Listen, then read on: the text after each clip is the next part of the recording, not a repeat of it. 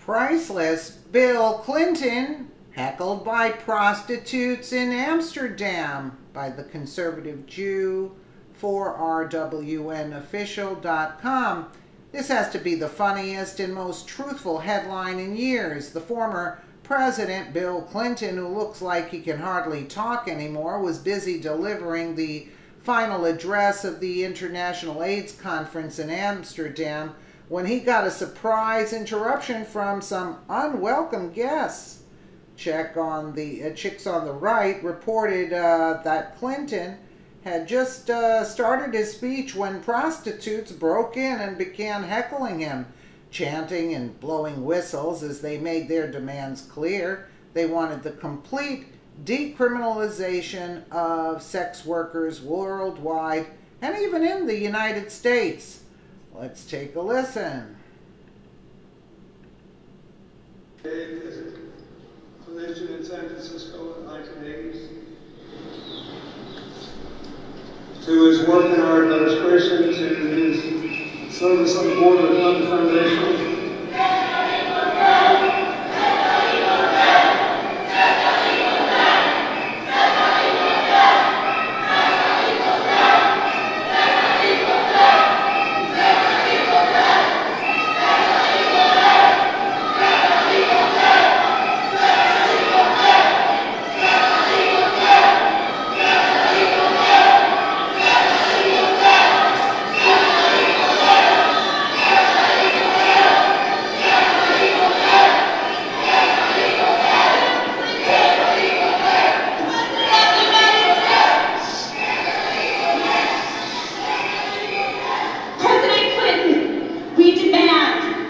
Decriminalization of sex work worldwide and in the United States. We demand a repeal of sex deposta, which is killing sex workers around the world. We know you have the power still to do this. As a black trans woman doing this work fighting for sex workers, we demand safe housing. We demand the repeal of sex enforcement. We demand respect. We demand to have 2020 not in San Francisco. We demand to see our brothers and sisters from all over the world. I'd like you as a president, please do something for us. We know you support sex workers. Please help us. This law is killing us. Sexual consent is killing us. 13 girls have gone missing in the United States already. 3 are dead, and we're being assaulted every day, and we're not included in the conversations. The conference in 2020 should be moved out of the United States, and drug users from around the world join these sex workers. Well, the best part of the video is when someone shouted, "We know you support sex workers, please help us." That should just make the week of any person who sat in silence as the media convinced the American people in the late 90s that oral sex was not sex. And that he had lied under oath because any red-blooded American male would have.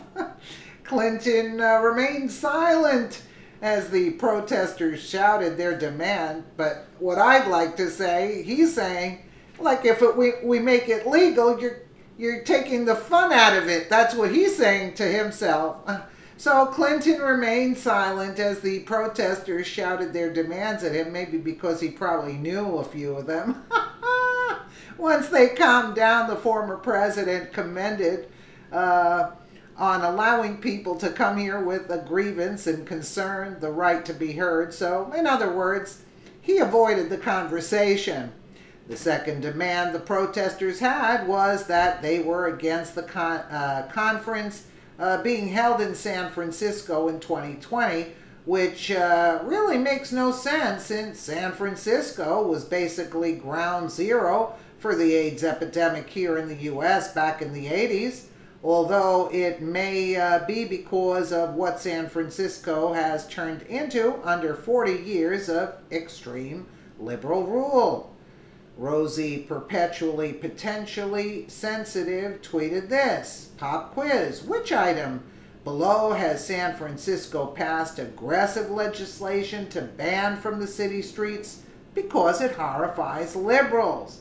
And as you can see, they just came out, passed an aggressive legislation to ban plastic straws. It's a sad day when not even prostitutes want to go to a city because of how filthy and dangerous it is.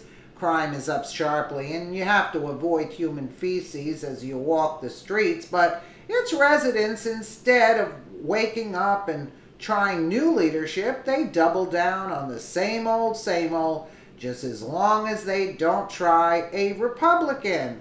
Here is more of the decay of San Francisco via Rhino Swamp. San Francisco was once considered to be one of the most beautiful cities in the world.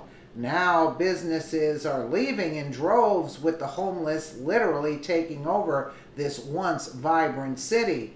The streets are littered with trash, drug needles, and poop. Yes, human feces. So, how did the city, once known for its beauty and cleanliness, go from being one of California's most prized possessions to a slum filled with drug addicts and homeless and sanctuary status seekers? Well, liberalism has turned the city, once known for its cable cars and the magnificent Golden Gate Bridge, into the city where it is only safe for illegal aliens, for the homeless to use as their personal toilet, and criminals to find safe harbor. It's not just San Francisco. Even major city run by liberals turn into a ghetto slum. Every major city, yeah. Cities all across America that are run by liberal Democrats seem to fall apart. Baltimore, Philadelphia, San Francisco, etc., have all been run by elected liberal Democrats for years, but the problem only seems to get worse. San Francisco's fall from grace has been more recent, and the rapid recession of the city has been fueled by being well known as a sanctuary city. Illegal aliens flood into the city every day to find safety. However, do they contribute anything to the welfare of the city? No, the homeless problems get worse. Pooping in the streets does not seem like this would be acceptable in a civilized society. They now have pooping zones where it is legal to use the city as your personal toilet. I didn't even know that. That's frightening. So, how does San Francisco combat this problem? Well, for the longest time, they have done nothing. They have ignored the problem. Yeah, that'll make it go away. Nancy Pelosi has represented the 12th District of California since 2013. Coincidentally, this is about the time when San Francisco's homeless, drugs, and diseased streets have exasperated drastically. Perhaps liberal ideology isn't the answer. However, now that the city is a sanctuary safe haven for illegals and criminals fleeing persecution or prosecution, how do you combat this problem? It's actually persecution. Liberals answer for San Francisco's homeless problem. And NBC Bay Area did an investigation and found dangerous concoctions of drug needles, garbage, and feces lining the streets of downtown San Francisco. The investigative unit surveyed more than 150 blocks, including some of the city's top tourist destinations, and discovered conditions that are now being compared to some of the worst slums in the world. They observed 153 city blocks that stretched for 20 miles in San Francisco. They found that 96 out of those 153 blocks were soiled with piles of human feces. I mean, I can't even believe it's that bad. Not only did they observe, they finally caved into pressure to investigate the human pooping in the streets. They found 41 of the blocks had used drug needles laying in the streets where children play and walk to school. Wow. Does this sound like the beautiful San Francisco Bay photos that you have seen on postcards? Well, likely not. First, you might say that the investigation only covered the dirtiest parts of the city. This would be a false assumption because they covered some of the most popular tourist spots in San Francisco. The investigative unit surveyed 153 blocks of the city, 20-mile stretch including popular tourist spots like Union Square and major hotel chains. The area bordered by Van Ness Avenue, Market Street, Post Street, and Grand Avenue is also home to City Hall, schools, playgrounds, and a police station.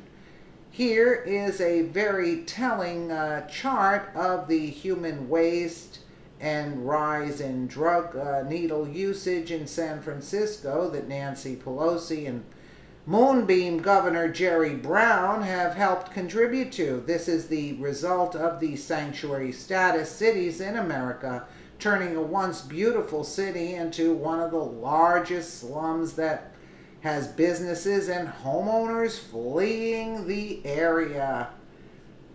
Isn't that nice? You can't even believe that it's that bad. Wow. I mean, I've done an article on it, but I didn't think that they have a designated area. It's okay to poop in the street. I mean, really? I don't know. Anyway, you put a liberal in there, this is what you can expect. They want illegals here. How they can't? They don't have they can't take care of the citizens.